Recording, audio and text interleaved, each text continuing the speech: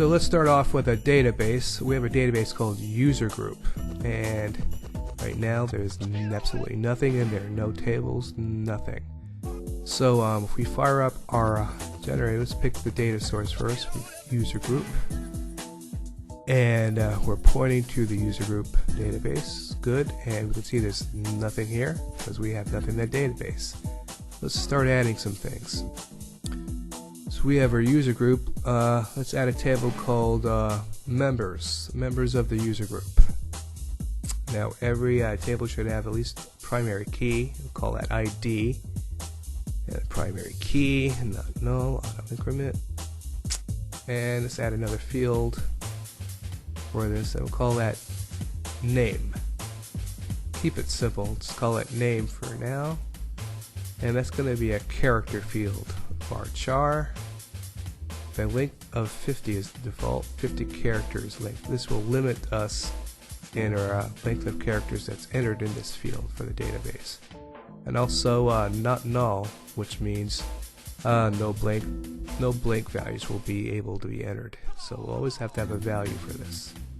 So let's add that, and let's go back to our generator and do a refresh, and we can see it picked up table name here and the name field, and it also picked up some attributes from the name field. It knows it's a text field for characters instead of numeric.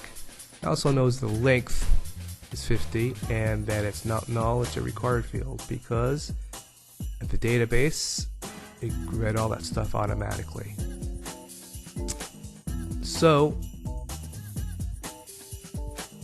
knows all this stuff. Let's go ahead and launch the application, see what we get so far. You can see, let's put this over here. Good, easier to handle. You can see there's not much going on yet. We have our members table, which is also a menu item here, and module title, and we can also see the name field we've added, but there's no records yet, so let's add one. And you can see we try to add a blank one, and it says name is required. That's because we specified a required field in our attribute, which means it cannot be a blank value. So we have to add some kind of value before we can move along. So let's add a record here. John Adams. Okay, picked it up. Picked up our record. We have at least one record in the database. So let's add some more fields.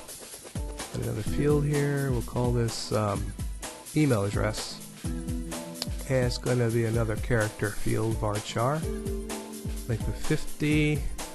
And in this case, it is null, so we can enter a record with it being blank.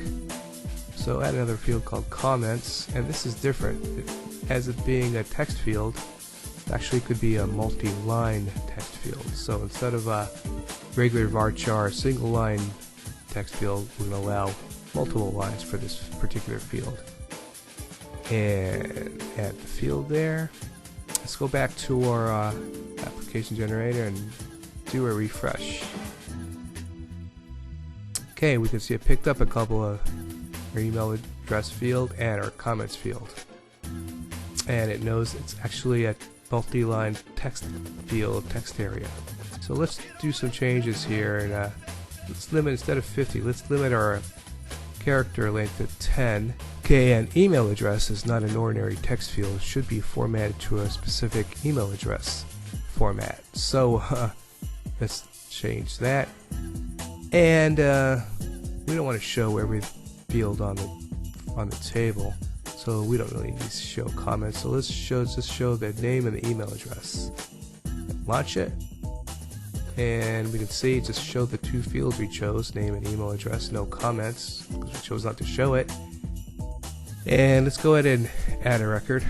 We can see it have the name, and I added the two extra fields, and it specifically has multi-line field for comments. So let's add some values. Jane Q public email address.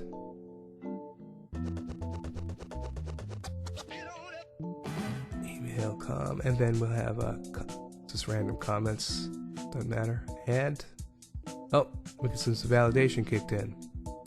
Name cannot exceed 10 characters. That's because we specified a limit of 10 characters in our interface right here. Remember that, change it from 50 to 10. And also, email address is not in a valid format. That's because, again, we specified that email address should be in an email address format, not just an ordinary free-for-all text field. So let's remedy that, and let's shorten our less than 10 characters, so it should accept it. And there you go, accepted another record. For some validation checks. Edit record, we can see everything's there. And that's the end of the first part.